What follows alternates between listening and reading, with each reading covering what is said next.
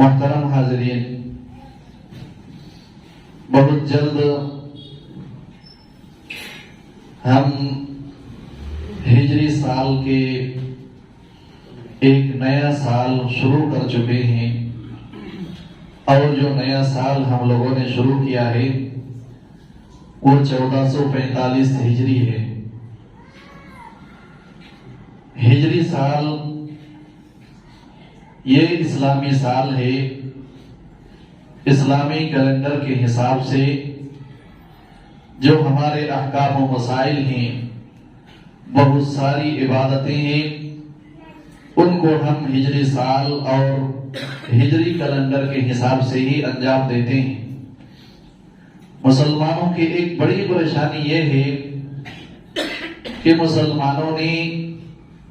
غیروں کا تقلید کر کے غیروں کی بہت ساری چیزیں اپنی زندگی میں شامل کر لیا ہے، اور یہ صرف کسی زندگی کے ایک شعبے میں نہیں ہے، بلکہ زندگی کے ہر شعبے میں ہم نے غیروں کی بہت ساری چیزوں کو اپنے اندر شامل کر لیا ہے۔ شادی بیاہ کی رسومات کو دیکھیں، جو اسلام کا طریقہ سیدھا اور سادگی کے ساتھ شادی کرانا تھا، وہ آج ہمارے معاشرے میں نہیں۔ اسلام کے مطابق سادگی کے ساتھ اگر کوئی شادی کرے تو وہ شادی ہی تصور نہیں ہوتی، اور جب تک کسی شادی میں ہندوانہ رسومات، ہندوانہ رسم و رواج کے ساتھ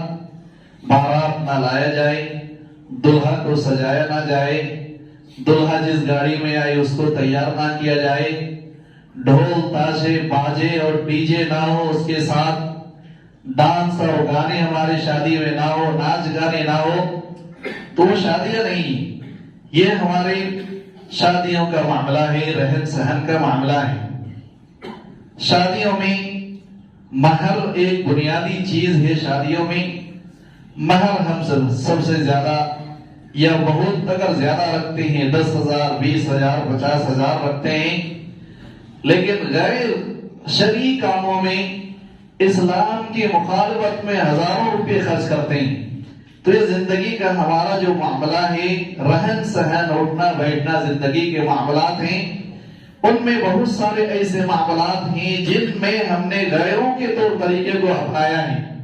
یہی معاملہ ہمارا تاریخ کے میں بھی، تاریخی حیثیت سے بھی، ہمارا اسلامی سال کب شروع ہوتا ہے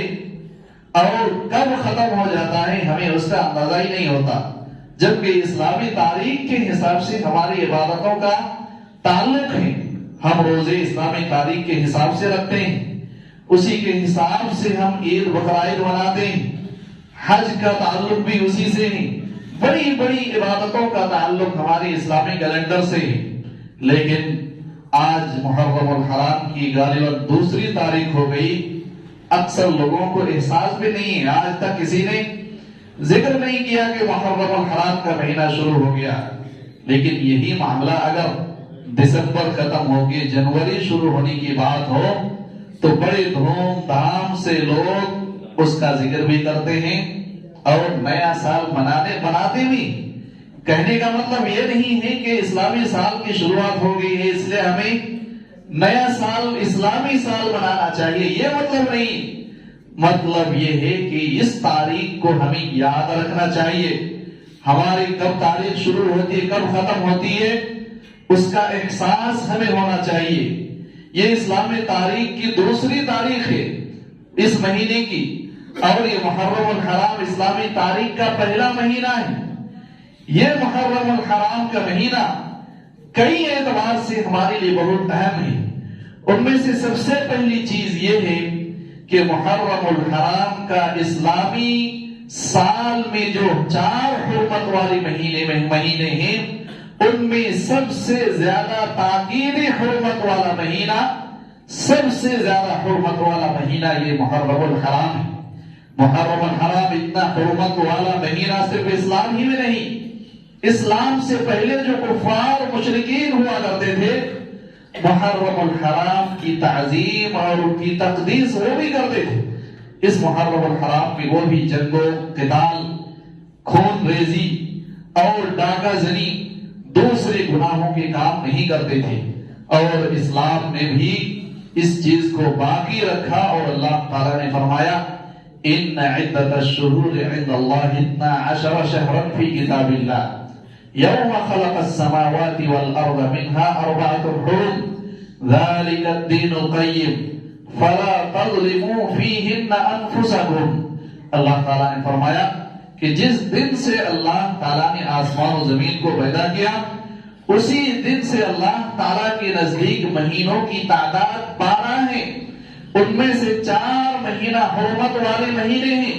اور اللہ کے رسول صلی اللہ علیہ وسلم نے اور حرمت والے مہینے کی وضاحت کی۔ وہ حرمت والے 4 مہینے میں سب سے پہلا مہینہ محرم کا ہے، اور اس کے بعد ذی قعدہ کا ہے، پھر ذی الحجہ کا ہے، اور اس کے بعد پھر رجب کا مہینہ ہے۔ یہ 4 حرمت والے مہینے ہیں۔ اللہ تعالیٰ نے فرمایا فَلَا تَظْلِمُوا فِيهِنَّ أَنفُسَكُمْ، ان 4 مہینوں میں تم اپنے آپ کے اوپر ظلم نہ کرو۔ کیا مطلب اپنے آپ کے اوپر ظلم نہ کرو؟ مطلب یہ ہے کہ گناہ کر کے تم لوگ اپنے آپ کو سزا کا مستحق نہ بنا لو، گناہوں کے کام سے باز رہو ان مہینوں میں۔ ویسے سال کے ہر دن، ہر ہفتے کے ہر دن، ہر مہینے کا ہر دن گناہ کے کام، چوری کے کام، ڈاکہ زنی کے کام اور جو دوسری معصیات کے کام ہیں وہ حرام ہیں، لیکن جن مہینوں کو اللہ تعالیٰ نے حرمت والا مہینہ قرار دیا ہے، ان مہینوں میں اگر وہی گناہ کیا جائے تو اس کی سزا بھی اللہ تعالیٰ بڑھا دیتا ہے۔ اس لیے خصوصی طور پر ان مہینوں میں ہمیں اپنے آپ کو گناہ کے کام سے بچا کے رکھنا چاہیے۔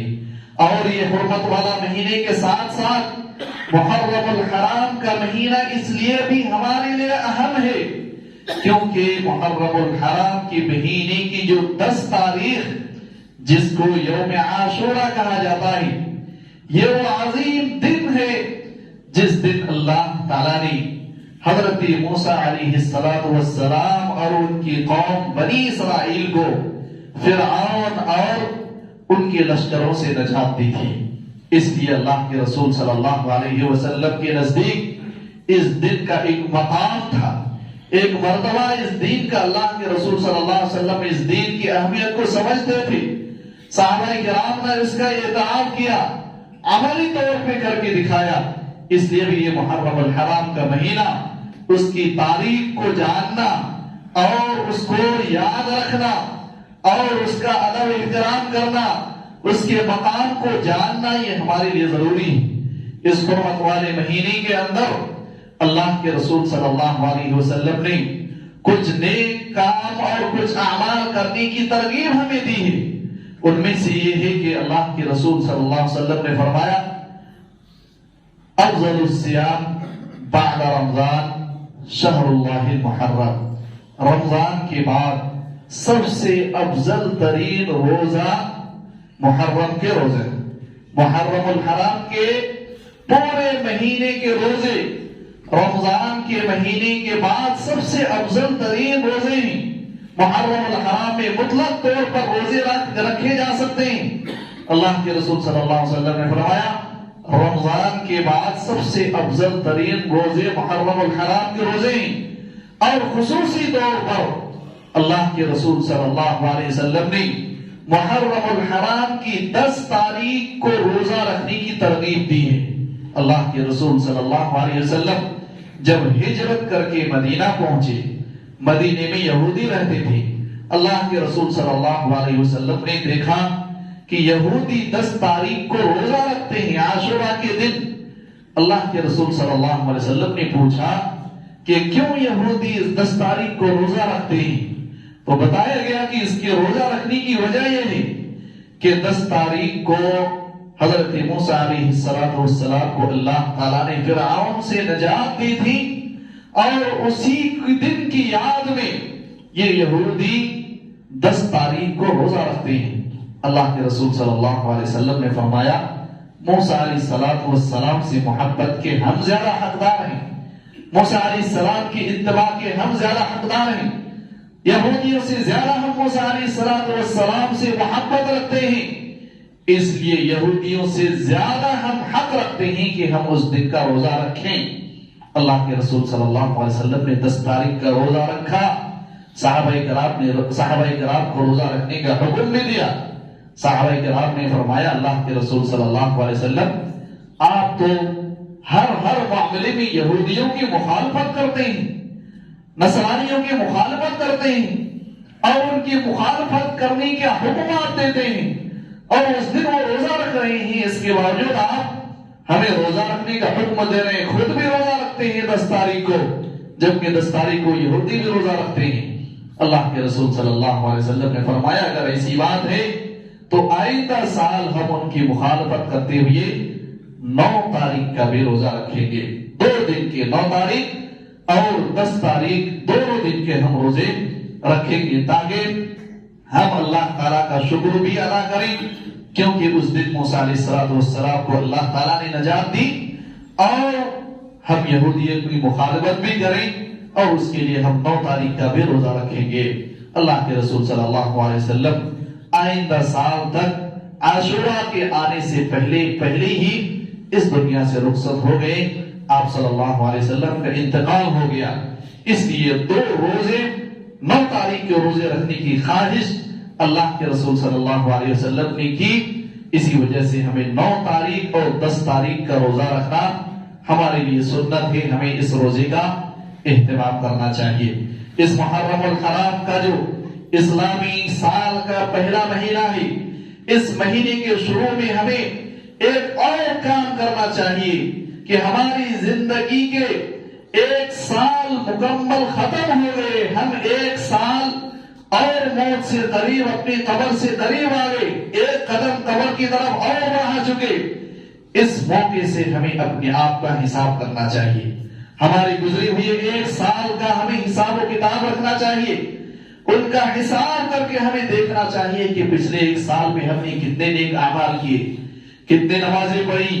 کتنے روزے رکھے، کتنے نیک کاموں میں حصہ لیا، اور ساتھ میں ہمیں برائی کا بھی حساب کرنا چاہیے، کتنے گناہ ہم سے سرزد ہوئے، کتنے گناہ کے کام ہم نے انجام دیے۔ یہ احتساب ہمیں کرنا چاہیے، اپنا حساب کرنا چاہیے، اور حساب کرنے کا مقصد صرف حساب کرنا نہ ہو، حساب کرنے کا مقصد اصلاح ہو، جو نیک کام ہے اس کو اور مزید بڑھانے کی کوشش کریں، جو نیکیاں ہیں ان کو اور زندگی میں شامل کرنے کی کوشش کریں، اور جو برائیاں ہیں ان کو اپنی زندگی سے ختم کرنے کی کوشش کریں۔ اسی طرح سے اس محرم الحرام مہینے کے شروع میں ہمیں اپنی زندگی کی قیمت کو بھی سمجھنا چاہیے۔ ہر 1 سانس اللہ تعالیٰ کی دی ہوئی نعمت ہے، ہر 1 منٹ، ہر 1 سیکنڈ، ہر 1 دن، ہر ہفتہ، ہر مہینہ، بلکہ پورا 1 سال جو ہم نے گزارا ہے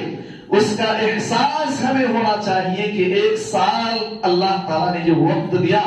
اس وقت کی قدر کہاں تک ہم نے کی، ان کا صحیح استعمال ہم نے کتنا کیا،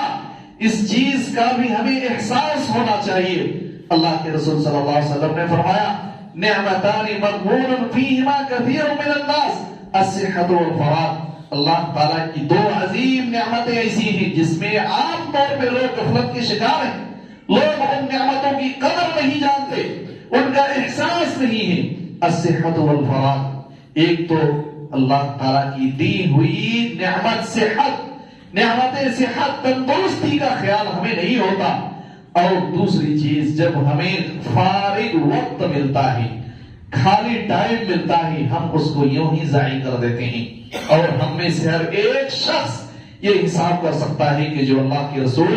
صلی اللہ علیہ وسلم نے بتایا 2 نعمتیں ایسی ہیں، اکثر لوگ اس میں غفلت کے شکار ہیں۔ حقیقت میں ہم اپنے آپ کو جھانک کے دیکھیں، ہم سب اس غفلت میں مبتلا ہیں۔ ہماری زندگی کے بہت سارے ایسے اوقات یوں ہی گزرتے جاتے ہیں، ہمیں اس کا احساس تک نہیں ہوتا، ہمارا خالی وقت یوں ہی چلا جاتا ہے، ہمیں اس کا احساس نہیں ہوتا۔ جوانی، نوجوانی، صحت مندی، تندرستی جیسی نعمت جب ہمارے پاس ہوتی ہے ہمیں اس کا احساس نہیں ہوتا، اور جب ہم بستر پہ پڑ جاتے ہیں، جب ہمیں ہاسپٹل کا چکر لگانا پڑتا ہے، تب ہمیں اس اللہ کی دی ہوئی نعمت کا احساس ہوتا ہے۔ جب کسی آدمی کا ہاتھ یا پیر ٹوٹ جائے اور اس کو جوڑنے کا کوئی راستہ نہ بچ جائے. آدمی لاٹھی لے کے, آسا لے کے, یا کرسی کے سہارے یا کسی دوسری چیز کے سہارے پہ جب چلنا شروع کرتا ہے تب اس کو احساس ہوتا ہے کہ اللہ کی ہوئی نعمت کتنی بڑی تھی, اس کی قیمت کتنی تھی. جب کسی ایک انسان کی آنکھ چلی جائے اور دنیا کا سب سے عظیم دولت والا انسان ہو, سب سے بڑا امیر ہو, اور وہ اپنی دنیا کی ساری دولت دے کے جب اپنی اصلی آنکھ واپس نہ لا پائے تب اس آدمی کو احساس ہوتا ہے کہ اللہ کی دی ہوئی نعمت کتنی بڑی ہے. یہ احساس جو ہے آج ہمیں نہیں ہے. اس لیے اس سال کی ختم ہونے, نیا سال کے شروع پر ہمیں اپنی صحت جو اللہ نے دی ہے اس کی قدر کرنی چاہیے. ہم نے اپنی صحت کو کتنے نیک کاموں میں لگایا, اپنی جوانی نوجوانی صحت تندرستی کو نیک کاموں کے لیے کتنا استعمال کیا. عام طور پر جب ہمیں نعمتیں ملتی ہیں, جب صحت ہوتی ہے, ہمارے پاس تندرستی ہوتی ہے, نوجوانی ہوتی ہے, طاقت و قوت کا مرحلہ ہوتا ہے, عام طور پہ لوگ اللہ تعالیٰ کے کاموں کی طرف نہیں آتے. اس چیز کا احساس ہمیں ہونا چاہیے. اسی طرح سے اللہ کے رسول صلی اللہ علیہ وسلم نے فرمایا کہ تم اغتنم خمسا قبل خمس, 5 چیزوں کو 5 چیزوں سے پہلے غنیمت جانو. اللہ کے رسول صلی اللہ علیہ وسلم نے فرمایا صحتک قبل مرضک, تم اپنی صحت تندرستی کو بیماری سے پہلے غنیمت جانو. آج بیماری نہیں ہے, بہت ساری اللہ کی عبادتیں کر سکتے ہیں, نمازیں پڑھ سکتے ہیں, مسجدیں بنا سکتے ہیں, اللہ کے راستے میں دعوت و تبلیغ کے کام کر سکتے ہیں, دوسرے بہت ساری نیکیوں میں ہم حصہ لے سکتے ہیں. اس نعمت کی قدر اس شخص سے پوچھئے جو آج مسجد میں آنے کے لیے تڑپتا ہے اور اس کو مسجد میں لانے والا کوئی نہیں. ایسی صورت میں ہمیں اس نعمت کا قدر کرنی چاہیے. وَفَرَاغَكَ قَبْلَ شُغُلِكَ, اور جو فارغ وقت ہے, خالی وقت ہے, اس کو اپنی مشغولیت کے وقت سے پہلے غنیمت سمجھنا چاہیے. آج ہم فارغ ہیں, نماز کے لیے وقت نکال سکتے ہیں, علم دین حاصل کرنے کے لیے وقت نکال سکتے ہیں, دروس سننے کے لیے, کلاسز سننے کے لیے, خطبہ سننے کے لیے ہمارے پاس وقت ہے. اگر ہمیں اللہ تعالیٰ نے ایسی زندگی دے دی کہ نہ ہم نماز کے لیے وقت نکال سکیں, نہ اپنی بیوی بچوں کے لیے وقت نکال سکیں, نہ چند قرآن حدیث کی باتیں سننے کا موقع ہمیں ملے, تو اس وقت ہمیں احساس ہوتا ہے کہ ہم نے جو خالی وقت برباد کیا ہے وہ یوں ہی چلا گیا ہے, اور اللہ ایسی نعمت کے بارے میں ہم سے سوال بھی کرے گا. وَحَيَاتَكَ قَبْلَ مَوْتِكَ, اور یہ جو اللہ تعالیٰ کی دی ہوئی نعمت ہے زندگی, اس نعمت کا بھی ہمیں موت سے پہلے غنیمت سمجھنا چاہیے اور اس کا احساس بھی ہمارے اندر پیدا ہونا چاہیے. وَغِنَاءَكَ قَبْلَ فَقْرِكَ, اور اللہ تعالیٰ نے غنا دیا ہے, مالداری دی ہے, تو ہمیں اپنے فقر و فاقہ سے پہلے اس مالداری کو غنیمت سمجھنا چاہیے. آدمی کو مالداری ملی ہے, مال و دولت بہت ساری ہیں, آج ان کو اللہ کے راستے میں خرچ کرنے کے لیے اللہ تعالیٰ نے بہت کچھ دیا ہے, نیکیاں کمانے کے بہت سارے وسائل اس کے پاس ہیں, مسجدیں بنا سکتا ہے, مسجدوں کی تعمیر کرا سکتا ہے, مدرسے چلا سکتے ہیں, مدرسہ چلانے میں تعاون کر سکتے ہیں, قرآن حدیث سکھانے کے لیے وہ ٹیچر رکھ کے ان کی تنخواہیں دے سکتے ہیں, کتابیں لوگوں میں تقسیم کر سکتے ہیں, قرآن مجید اس کی تفاسیر حدیث کی کتابیں مدارس میں مسجدوں میں لا کے رکھوا سکتے ہیں. بہت سارے نیک کام ہیں جو اپنے مالداری کے ذریعے انسان کر سکتا ہے. اگر یہ وقت ہم سے چھن جائے, ہم فقر و فاقہ کے شکار ہو جائیں, تو ہمیں یہ خواہش دھری کی دھری رہ جاتی ہے. اس لیے ہمیں اس چیز کو, اس نعمت کی بھی قدر کرنا چاہیے. جو نیک کام کا موقع آپ کو ملے وہ نیک کام ہمیں کر گزرنا چاہیے, کل کا انتظار ہمیں کبھی نہیں کرنا چاہیے. اسی لیے ابن عمر رضی اللہ تعالی عنہما کہا کرتے تھے کہ جب تمہیں ایک صبح مل جائے تو پھر شام کا انتظار نہ کرو, جب شام ہو جائے تو پھر صبح کا انتظار نہ کرو.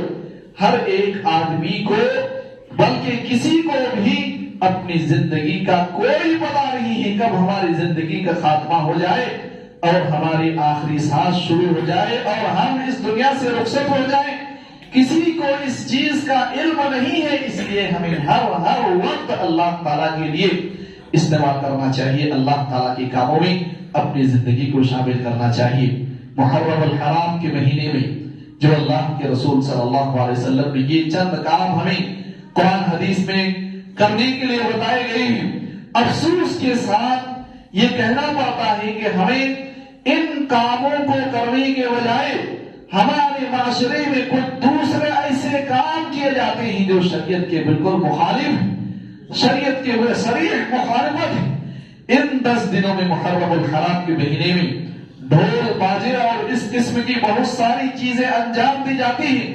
جن کا شریعت سے کوئی تعلق نہیں ہے، اور اسی مہینے کی 10 تاریخ کو یا اس سے پہلے اس کے بعد بھی ماتم کا مہینہ اس مہینے کو قرار دیا جاتا ہے،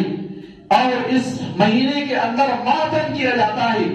حضرت حسین رضی اللہ تعالی عنہ کی شہادت کو یاد کر کے ماتم کیا جاتا ہے،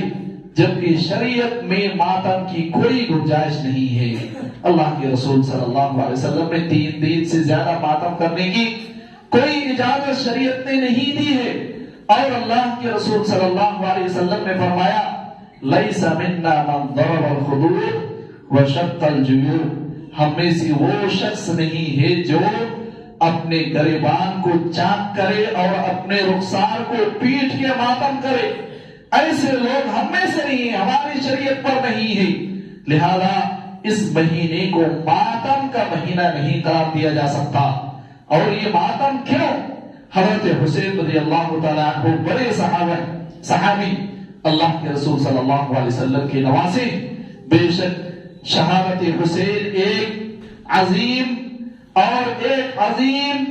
المناک اور دردناک واقعہ تاریخ اسلام کا ہے، لیکن صرف شہادت کے یہی واقعہ نہیں ہے، اس سے بڑے اور شہادت حسین رضی اللہ تعالی عنہ سے بڑے صحابہ اور حسین رضی اللہ تعالی عنہ سے بڑے کام کرنے کی وجہ سے ان کو شہادت ملی۔ حضرت عمر فاروق رضی اللہ تعالی عنہ، خود اللہ کے رسول صلی اللہ علیہ وسلم کی چچا حمزہ رضی اللہ تعالی عنہ کی شہادت ہوئی جنگ احد میں، جس کا احساس اللہ کے رسول صلی اللہ علیہ وسلم کو زندگی کے ہر وقت ہوتا تھا۔ اسی لیے حضرت حمزہ رضی اللہ تعالی عنہ جب جنگ احد میں شہید ہوئے تو حمزہ رضی اللہ تعالی عنہ کا دل نکال کر ہند نامی ایک عورت نے کلیجہ نکال کر اپنے منہ میں چبایا۔ اللہ کے رسول صلی اللہ علیہ وسلم کو جب اس کی خبر ہوئی، آپ کو بہت تکلیف ہوئی اور آپ صلی اللہ علیہ وسلم اس سے بہت ناراض ہوئے،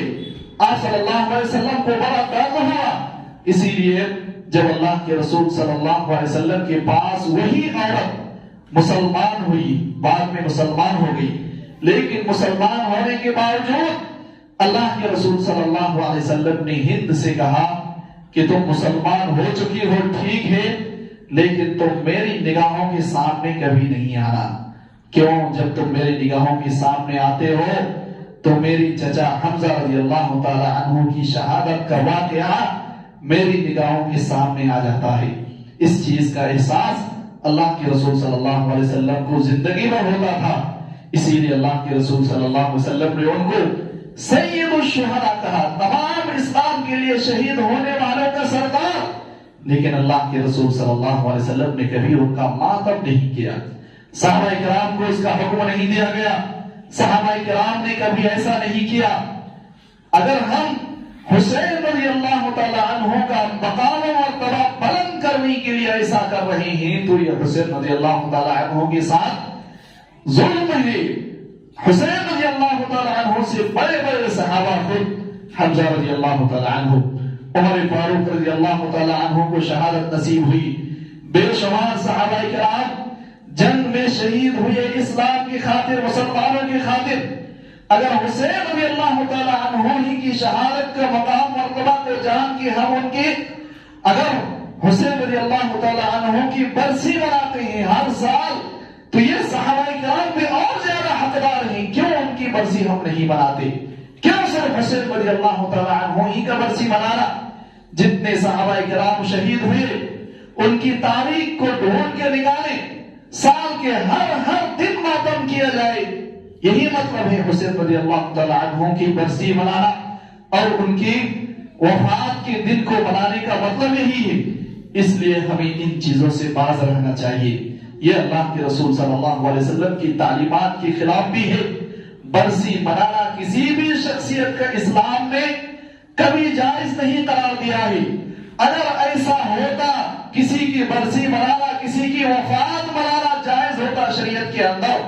تو سب سے زیادہ مستحق کون ہے جن کی برسی منائی جاتی؟ اللہ کے رسول صلی اللہ علیہ وسلم۔ لیکن صحابہ کرام نے کبھی نہیں منایا، کیونکہ شخصیت کی برسی منانے کی شریعت نے اجازت نہیں دی ہے۔ بلکہ اسی مہینے کی 10 تاریخ میں جب برسی منائی جاتی ہے، اسی مہینے کی تاریخ اگر دیکھا جائے کیسے یہ اسلامی مہینہ شروع ہوا، اللہ کے رسول صلی اللہ علیہ وسلم کی تاریخ وفات سے نہیں، اللہ کے رسول صلی اللہ علیہ وسلم کی ولادت سے نہیں، بلکہ اللہ کے رسول صلی اللہ علیہ وسلم جس وقت ہجرت کر کے مدینہ پہنچے اس کی مناسبت سے اسلامی تاریخ کا آغاز کیا گیا۔ اگر کسی شخص کی برسی منانا جائز ہوتا تو صحابہ کرام بالاتفاق کہتے ہیں کہ اللہ کے رسول صلی اللہ علیہ وسلم کی وفات جس دن ہوئی ہے اس دن سے اس تاریخ کا ابتدا کیا جائے، تاکہ اللہ کے رسول صلی اللہ علیہ وسلم کی برسی بھی منائے اور آپ کی وفات بھی منائی جائے۔ لیکن صحابہ کرام نے بھی ایسا نہیں کیا، تو آخر ایک ایسا عمل جس کو نہ اللہ کے رسول نے کیا اور نہ اس دنیا کی سب سے مقدس ترین جماعت صحابہ کرام نے کیا، جو ہر نیک کام میں سب سے آگے بڑھنے والے اور آگے نکلنے والے لوگ تھے، ایک ایسا عمل کیسے ہمارے لیے جائز اور درست ہو سکتا ہے؟ اور یہاں پہ ایک بات کی تنبیہ اور کرنا ضروری ہے کہ جس طرح سے 10 محرم کو ہم ماتم نہیں کر سکتے ہیں، شریعت نے اس سے منع کیا ہے، اسی طرح سے 10 محرم الحرام کو ماتم کی مخالفت میں ہم خوشی بھی نہیں منا سکتے ہیں۔ خوشی منانا بھی حرام ہے، بلکہ یہ تاریخ شہادت حسین کی تاریخ ہے، اس کا درد اور غم ہمارے دل میں ہونا چاہیے، اس کا احساس ہمیں ہونا چاہیے۔ اگر ہم 10 تاریخ کو خوشی کا دن مناتے ہیں، اس میں الگ الگ پکوان ہم بناتے ہیں، مٹھائیاں تقسیم کرتے ہیں، ڈھول باجے کرتے ہیں، دعوتوں کا انتظام کرتے ہیں، جلسے جلوس کرتے ہیں، ناچ گانے اور دوسری تمام قسم کی چیزیں سبیلیں لگاتے ہیں، پانی کی سبیلیں، کھانے کی سبیلیں، یہ سب اس کا مطلب یہ ہے کہ ہمیں حسین رضی اللہ تعالی عنہ کی شہادت سے خوشی ہو رہی ہے، اس لیے ہم دعوتیں توڑ رہے ہیں۔ اس لیے نہ تو اس دن ماتم بنانے کی گنجائش ہے اور نہ ہی اس دن ہمیں خوشی منانے کی گنجائش ہے، بلکہ یہ سال کے اور دنوں کی طرح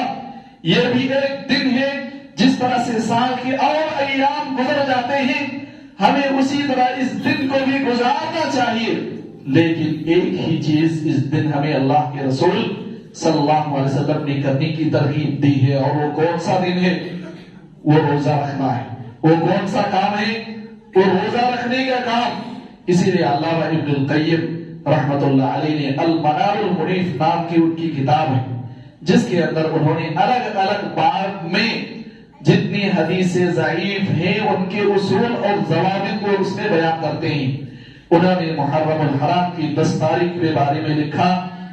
کہ محرم الحرام کی 10 تاریخ میں روزہ رکھنے کے علاوہ قرآن اور حدیث میں کوئی بھی چیز ثابت نہیں ہے۔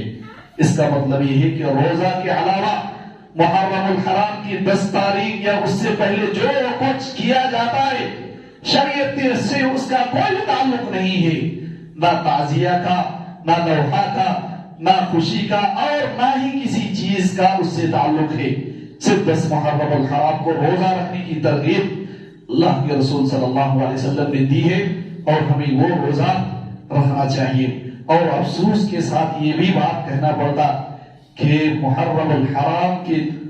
10 تاریخ میں اللہ کے رسول صلی اللہ علیہ وسلم نے روزہ رکھنے کا حکم دیا، خود رکھا، صحابہ کرام کو حکم دیا، اور صحابہ کرام نے اس دن کے روزے رکھے۔ لیکن افسوس کی بات یہ ہے کہ اللہ کے رسول صلی اللہ علیہ وسلم کی اس سنت پر عمل کرنے کا جذبہ ہمارے معاشرے میں موجود نہیں ہے۔ ہمارے دلوں کے اندر اس کا احساس نہیں ہے، اور 10 تاریخ کو ہم روزہ رکھنے کے بجائے دعوتیں سبیلے لگائیں، یہ صریح سنت کی مخالفت ہے۔ جس دن ہمیں روزہ رکھنے کے لیے کہا جائے اس دن ہم مٹھائیاں بنائیں، دعوتیں توڑیں، سبیلے لگائیں، ناچ گانے، ڈی جے اور دوسرے پروگرامز کریں، اس سے زیادہ شریعت کی مخالفت اور کیا ہو سکتی ہے؟ اللہ کے رسول ہمیں دائیں طرف جانے بول رہے ہیں، روزہ رکھنے اور ہم کھانے پینے کا اہتمام کریں، یہ اللہ کے رسول صلی اللہ علیہ وسلم کی صریح مخالفت ہے۔ اسی طرح سے اس محرم الحرام کے مہینے میں ایک اور بدعت جو ہمارے معاشرے میں رائج اور مشہور ہے کہ اس محرم الحرام کے مہینے میں شادی کرنا منحوس سمجھا جاتا ہے، شادیاں لوگ نہیں کرتے، یہ بھی شریعت کی مخالف چیز ہے۔ اللہ تعالیٰ نے کسی بھی مہینے کی کسی بھی تاریخ کو شادی سے نہیں روکا، بلکہ اگر اسلامی تاریخ صحابہ کرام کی شادیاں، خود اللہ کے رسول صلی اللہ علیہ وسلم کی شادیاں دیکھیں، ان کی تاریخ کو دیکھیں تو ہمیں سال کے تقریباً تمام تاریخ میں شادیوں کا واقعہ ہمیں نظر آئے گا کہ کسی نہ کسی نے اس تاریخ میں شادی کی ہے۔ اس لیے یہ چیز بھی ہمیں ذہن سے نکال دینا چاہیے۔ ایک آخری بات اس 10 محرم الحرام کے مہینے سے، وہ یہ ہے کہ اس 10 محرم الحرام کے مہینے کی 10 تاریخ میں اللہ کے رسول صلی اللہ علیہ وسلم کے ایک مشہور صحابی معاویہ رضی اللہ تعالی عنہ کو گالیاں دی جاتی ہیں، ان کو برا بھلا کہا جاتا ہے، شہادت حسین کے قاتلین کے نام میں ان کا شمار کر کے ان کو برا بھلا ان کو ذمہ دار قرار دیا جاتا ہے، اور بہت ساری باتیں ان کے بارے میں کہی جاتی ہیں۔ صرف معاویہ رضی اللہ عنہ کا ہی معاملہ نہیں ہے، بلکہ اس تاریخ میں، بلکہ اس پورے مہینے میں اللہ کے رسول صلی اللہ علیہ وسلم کی بیوی، سب سے چہیتی بیوی